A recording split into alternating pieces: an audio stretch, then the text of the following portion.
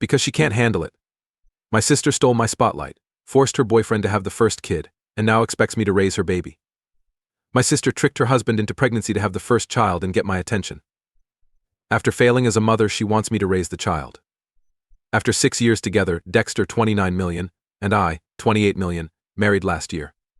An acquaintance introduced us at a college function. Degree in business administration was my objective, and Dexter studied engineering. We've been together since hooking. I've always competed. With Aria, 24F, my younger sister. Since toddlerhood, she sought to duplicate or improve my work. Aria, 3, had tantrums until my parents enrolled her in dance classes when I was 7. She never enjoyed sports until I joined the 8th grade team, but basketball interested her. When I started playing piano at 15, Mom insisted on taking lessons and practicing more to beat me at the annual recital. The practice continued in high school and college.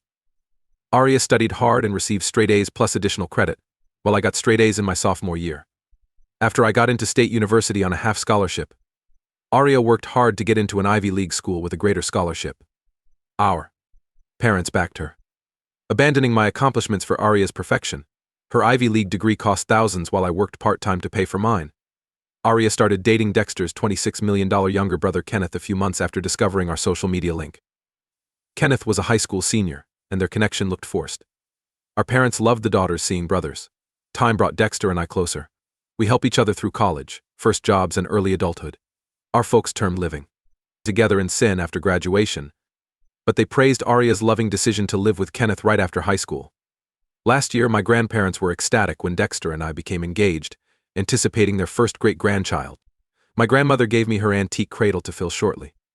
Aria hated my attention. Her attempts to overshadow us during wedding planning were persistent. She convinced Kenneth to propose before he was ready, but we opposed her double wedding. She wanted to wear white to our wedding, but Grandma said no. Banned it. At a family Sunday dinner 2 months after our wedding, Aria announced her pregnancy. Kenneth looked worried and nearly dropped his fork as she read the news. Mutual acquaintances say Aria hid her pregnancy from Kenneth. To have their first grandchild, she stopped birth control without telling him. Parents cherished grandchildren. They ignored our wedding for Aria's pregnancy. Every family event revolved on her nursery and baby shower. My mother spent hours shopping for baby things as my dad saved for college. The antique cradle my grandma gave me was moved to Aria's apartment because she needed it. Kenneth told Dexter he wasn't ready for kids on a brother's night out. His new career was his priority. He couldn't convey his exploitation and captivity without appearing nasty. Aria argued that their child needed both parents to stay. She moved in with him at his parents' house to live as a family. The baby's birth caused serious issues. Aria learned parenthood was more than compliments and nice Instagram photographs. She had trouble changing diapers and getting up for night feeds. Despite his efforts, Kenneth was unprepared. They appeared overwhelmed. Kenneth worked late to avoid home. Aria called her mother at 3 a.m. to gripe. My folks invited Dexter and me to supper last week. We mistook it for a family supper. We should have suspected when they invited Dexter's parents. My mother mentioned Aria's baby anxiety. As soon as we sat down, she mentioned the kid was making things tough, that Aria wanted time to consider her career. She said Aria needed a break and was mentally ill. An unexpected incident occurred. My parents recommended us to adopt and raise the child since Dexter and I were stable, grown, and married for a long time. According to them, instead of fighting for our child, Aria could focus on her life. Unable to speak, we were supposed to raise someone else's child since the original parents weren't ready. Both families are urging us to reconsider. Dexter and I won't allow them compel us to aid Aria, even though they keep calling us cruel. We didn't ask Aria to get pregnant or utilize it for attention. Not a car, but someone. Since parenthood was harder than expected, you can't give up your child. First update. Things have worsened since my last post. Aria and my mother visited my job yesterday. Lunch. My municipal marketing company discovered my lunch routine. They stopped me in the parking lot as I headed to my car for lunch and made me listen. Once they approached me, I knew this was no ordinary visit. Aria was fatigued with black rings at her eyes. She cried as she explained she and Kenneth needed more time to resolve issues and weren't ready to have children. Her claim was that fatherhood was harder than imagined and she felt trapped. Mom announced their new plan. They offered Dexter and me a 6-month baby-taking trial. If they failed, they tried again. They said this would safeguard the baby and give Aria and Kenneth time to plan. Parking lot, they took their pocketbook-written interim custody agreement. Aria went berserk when I declined again. She shouted that I was wrecking her life and would help her if I loved her. She said I was cruel and self-centered for not punishing her. Several of my coworkers on lunch break watched her stage this scene. My mother experimented. She said I always desired kids and maybe God wanted me to raise Aryas. She stated this could be our chance to become parents, and that blessings can come unexpectedly. I was furious at her arrogance. Before calling security, I advised them to leave. They arrived at our house with Kenneth's parents about 7 p.m. The ambush was meant to pressure us into unification. Thank God Dexter was home. When emotional manipulation resumed, he suggested they leave. We had to comply or they wouldn't leave. He seemed unrelated. As Kenneth's life collapsed, his mother wailed. My mom said Arya needed postpartum depression therapy. They ignored medical and psychiatric treatment, making kidnapping their child seem inevitable. Arya then delivered the bad news. She bought Europe tickets with Kenneth. Without our approval, they wanted to leave the baby with us. She thought we would have to watch the baby if they went. We had to act on her strategy. Their excursion began after dropping off the child for babysitting. I threatened to notify CPS if she abandoned her child because of her selfishness. I informed them that abandoning a child was illegal and that I would report them. All were stunned by this threat. Mom pleaded not to call the police, claiming Arya's life would be ruined, plus career. Kenneth's parents promised to enhance Dexter's inheritance if we agreed. We declined their offer to buy us a new car and a bigger house if we had the baby.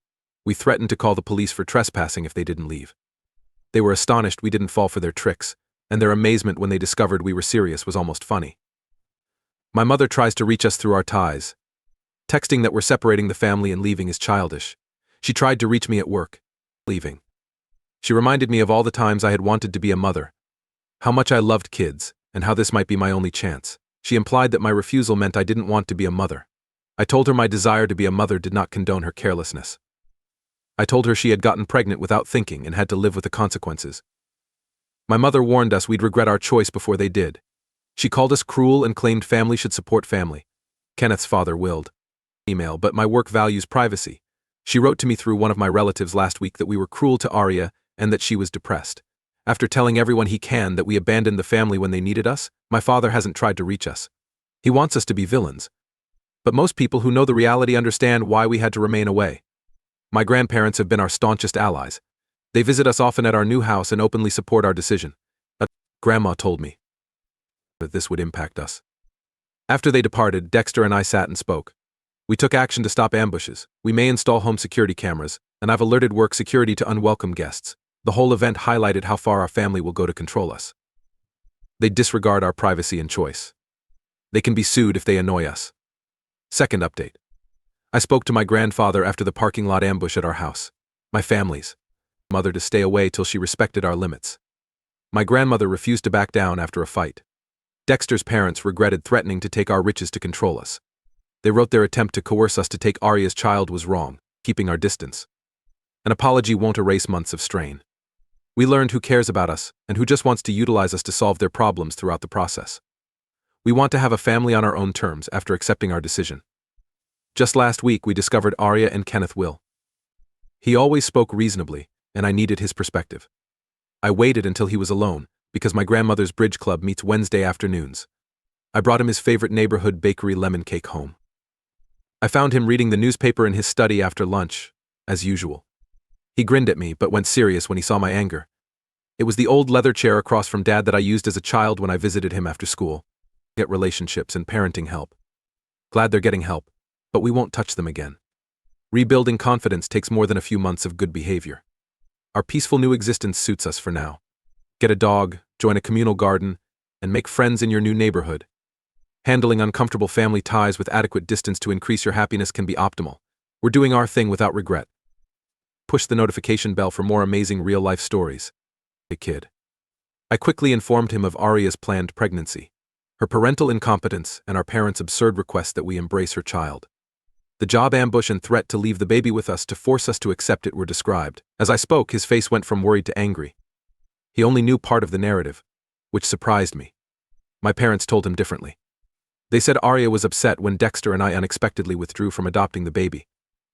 We abused Arya and refused to help vulnerable families. Grandfather was furious when he found these truth. He couldn't understand why his daughter, my mother, tried to raise her younger daughter's child. He was furious at Arya's plan to leave the kid with us and flee to Europe. He shook his head, grumbling that his grandma and he taught our kids differently. He immediately called my grandma at her bridge club. It demonstrated how seriously he took the problem, as he rarely affects her social life. He had me repeat everything to her 20 minutes later when she got home. After my story, they were upset. This was overkill. Both agreed. Grandfather thought my parents would change since they always preferred Arya. He understood parental bias caused it, which allowed Arya act casually while expecting me to clean. Grandfather then offered something surprising. A peaceful property an hour from our home was one of his numerous properties. They left after years of renting. We needed to leave this toxic atmosphere, so he offered. First, I declined. It was hard to imagine the house was worth $500,000. Grandfather persisted, saying he would leave it to me in his will anyhow, and that giving it to us now would help. His grandmother consented. Creating physical distance is sometimes the only way to deal with toxic family dynamics, said. When we were ready, the house would let us start our family without influence from either parent, said. The next day, their lawyer prepared the documents. Despite our objections, we received the house with a 5-year sales ban. Our grandfather stated this restriction was made to prevent our parents from making us sell it and give Arya the money. I told Dexter about my grandparents' offer when I came home that night, shocking him. He and my grandparents were friendly. But this much support was surprising. The proposition and its repercussions were considered all night. Moving 1 hour farther would increase work commutes. Peace and distance paid off. We accepted my grandparents' kind offer. The house needed some small repairs before moving in, but Granddad volunteered to pay.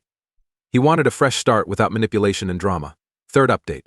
We moved into my grandfather's house 3 months ago. Distance preserved our sanity. Our phone numbers changed when we moved, restricting new ones to grandparents and trusted pals. A camera-equipped security system was installed in case someone entered without permission. Home is refuge. The first month was painting and personalizing. Dexter built his home office and I built my dream library. We can cultivate and relax in the huge backyard away from the chaos. We threatened CPS, so they had to act like parents. Friends say they are finally taking parenting classes and looking for childcare. Kenneth's parents stopped threatening us with the inheritance when they realized we wouldn't change our views.